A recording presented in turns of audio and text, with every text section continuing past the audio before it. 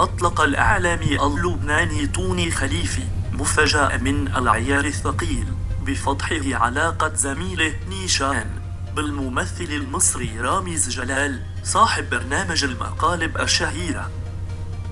توني خليفي ظهر في فيديو مصور وقال إن نيشان هاتفه قبل أسبوعين وأبلغه بأنه يقدم برنامجي في قناة بؤس ويرغب بأن يكون خليفي أحد ضيوفه في أبو ظبي أو دبي.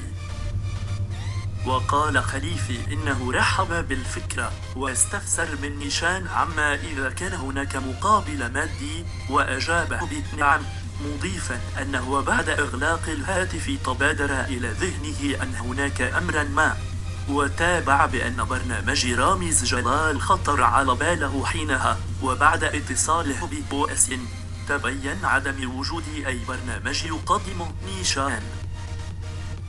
توني خليفي قال إنه يتوقع أن يكون نيشان يعمل موظفا لدى رامز جلال ويكتسب الأموال منه مقابل كل زبون جديد يظفر به في برنامجه الكوميدي المثير للجدل.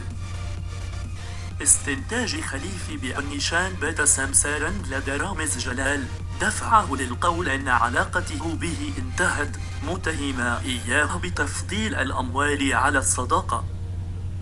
وحذر توني جميع المشاهير من تصديق كلام نيشان، موضحا أن مقالب رامز جلال خطرة للغاية ولا يزال بعض من جربها يعاني من مشاكل صحية ونفسية.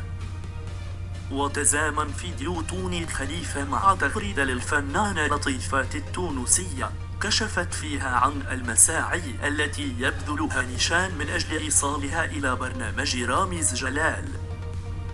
وقالت في تغريدتي على تويتر: ولا تحلم يا رامز جلال، مش حتقدر توقعني وتضحك علي حتى لو استعنت بنيشان يكلمني كل يوم، أنا لطيفة يا رامز. فهذا كان الرد على خليفي. أبدى مصدر مسؤول المنافذة لبرنامج رامز جلال الجديد أسفها من تصريحات الإعلامي اللبناني توني خليفي بحق زميله نيشان، مؤكدا أن نيشان يشارك في تقديم الموسم الجديد وله دور مؤثر في الأحداث.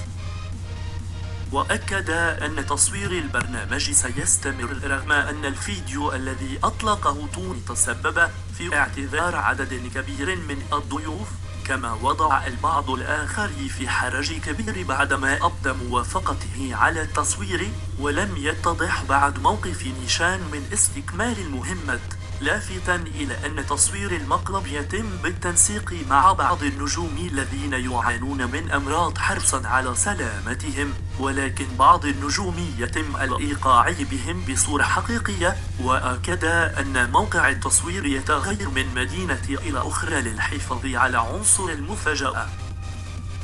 وأيضا رفض التعليق على تغريدة للفنانة التونسية لطيفة أكدت فيها نجاتها من المقلب على يد نيشان، كما رفض تأكيد معلومة أن نانسي عجرم كانت ضمن قائمة ضحايا رامز جلال هذا العام.